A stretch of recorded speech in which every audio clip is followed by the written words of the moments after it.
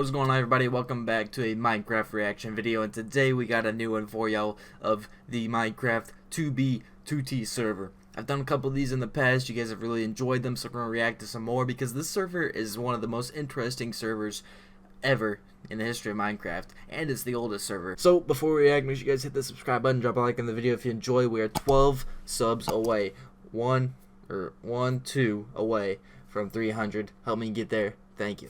Played Minecraft before. There's a good chance you've crafted a map at least once. Yeah. But have you ever seen one do? By the way, this is how 3D Minecraft maps destroyed 2B2T.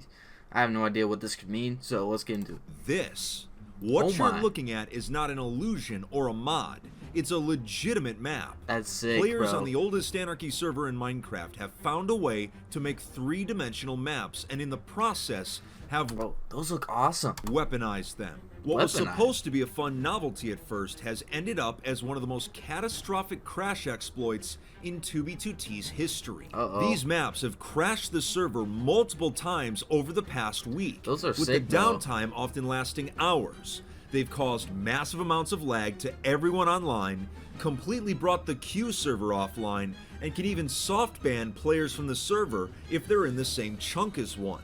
It is completely different from previous crash exploits, which is why it's been so destructive and hard to deal with. So why has a simple Minecraft item been capable of causing so much chaos?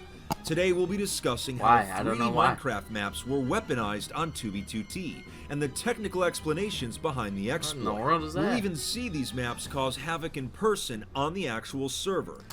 I don't know how these are going to destroy it, but these maps look sick, bro. And witness the fallout of them being pushed to the absolute limit. I've played on 2B2T for over 8 years, and I've never seen anything quite like this. So buckle up. This is a pretty crazy exploit, but I do have an announcement before we start. You know how in the past Honey has sponsored several of my videos? We're gonna skip it. Alright, here we go. Now we're into it. Skipping that ad. On 2B2T. Well, it all started a few weeks ago. A player named City Boss was playing around with maps in single player. He made an area full of item frames and different copied maps. During this process, accidentally... There's straight up people that do this all the time. Or like, not all this, but just mess around in single player and try to find random little glitches like this. It's kind of funny, but I just don't know how they spend so much time doing it. Glitched, and the markers on it became 3D, which caused his game to start lagging. He didn't understand what was happening, so he brought it to the attention of his friend Rebane, who's a known map artist in the community. Rebane was surprised, but he knew exactly what was happening. He gave an in-depth explanation as to how it worked. In the Java version of Minecraft, a green marker on a map represents an item frame, and this marker is placed onto the map as a two-dimensional icon.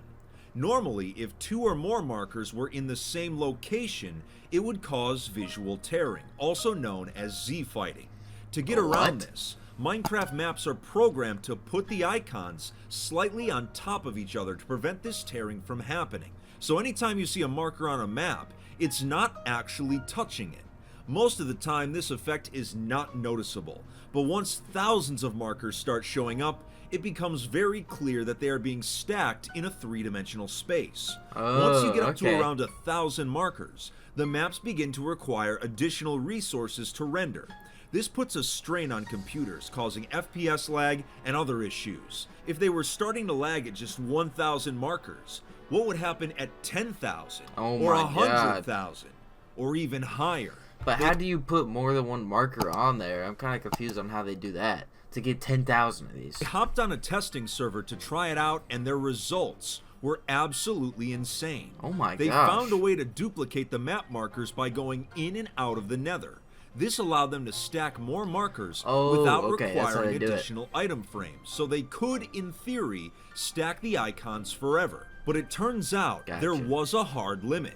When enough markers were in render distance, it dropped your frames per second low enough to effectively crash your game. To get around this, they developed a mod. So they were straight up just crashing people's games on 2B2T, bro. That would hide the icons from their screens, preventing the crash. With the frame rate issue solved, they attempted to make the icon stack as large as possible. But this brought about a new issue. The map was becoming so big that it was sending too many data packets to the testing server, causing it to become unstable.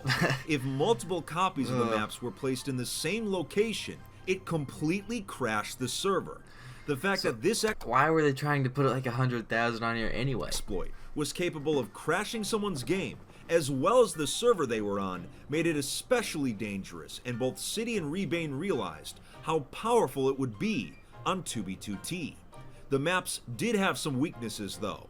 If the server restarted, it would remove every duplicated marker from the map, so they would have to be added again. And because 2b2t had far more powerful hardware than their testing server, it would require a greater number of maps to crash. But it was clear that City and Rebane had effectively found a way to weaponize maps. But just how much destruction could they cause? I really like this, what he has right here. This looks sick. I don't know how he did this, but I really like this little cinematic piece he has. It turns out, a lot. Oh my gosh. The two began sharing knowledge of the exploit, and they started testing their first map. They called it the Pop Bob Crash Map as a joke since they knew how much chaos it was going to cause. On the first day of the exploit being used, they managed to kick many unsuspecting players back into the queue with it, and were able to discreetly start lagging the server. After hearing about what was happening, I was invited to come see the map in person. I still had one of my alt accounts at the Valley of Wheat, so I requested they meet me there. They showed up and quickly began the demonstration. I was handed a map with 40,000 markers on it. Oh my Just gosh. holding it in my hands brought my frames per second from 600 to 36. Okay. If I just like record in high quality, my frames drop to 30, and this dude was averaging 600. That shows you how insane his PC is. And it took 4,000 markers to drop it down to 30. That dude's fitmc's PC must be insane, bro. When they started placing multiple copies of it in item frames, it dropped even lower, eventually crawling all the way down to just 2. Looking away from the maps was the only way to not get lagged out. If my PC were any weaker, I would have easily crashed out of Minecraft altogether. Oh yeah, his PC had to be strong, and all theirs had to be super strong too. Poor soul that showed up went too close to the maps and actually had his game crash while he was suspended in midair. Having multiple players around these maps caused the server to begin lagging even more, and that was only with 40,000 markers. They told me they were planning on making a map with even more. Oh my gosh. I knew things were about to go from bad to worse. Definitely, bro. The next day, a new map was constructed that contained hundreds of thousands of markers. Oh my gosh. When I visited this map, all it took was just one of them in render distance to bring my frames per second down to 0. What you are seeing on screen is real-time footage, not screenshots. Jeez. So even my top-of-the-line gaming PC couldn't handle a single map. The stack of markers at this point extended over 8 Minecraft blocks away from the map itself. 8 Minecraft blocks of that? Oh, wow. And I was even able to see the markers extend in real time. At that point, I was instructed not to pick up the map itself, as just having it in your inventory would automatically kick you from the server for sending too many data packets. As the map So how did they hold it? was extended even more, players began placing them in common areas around the server. Spawn, the nether highways, and even the end dimension. Rebane ran some calculations and found that each map was sending 2 megabytes of data to the server per second. By having thousands of them loaded, it was sending gigabytes per second. Jeez. The sheer amount of maps being loaded across the server at once caused it to go haywire. Jeez, In they look computer insane, hacking, though. sending too much information to a server is called a DDoS attack, or distributed denial of service. All the major Minecraft servers have protection against these attacks, but only from the outside. These maps were causing 2B to perform an attack on itself from the inside, and That's actually crazy. That's really cool information that they like DDoS the server from inside the server itself. The server began to collapse. First, the queue server stopped working, causing players to be stuck in position 0 or unable to join at all. The online player list was reduced to a single column of players for the first time in ages. The majority of the community had no idea what was happening, and this confusion caused even more chaos. Many of those that survived the kicks were frozen in place and couldn't move for minutes at a time. Eventually, the map was pushed to the extreme limits, with 700,000 markers on it. Jeez, man. Stretching over 10 Minecraft blocks long.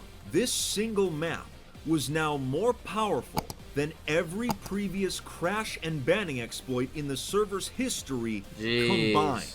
You couldn't hold it, look at it, or even be online when someone else was looking at it. Right after the 700k marker count was reached, the server completely crashed. 2b2t's admin, Housemaster, immediately intervened by forcing a restart, which removed all of the green markers from the original map. He world edited the crash map's location, while also implementing a temporary limit on how many item frames could be loaded in a single chunk.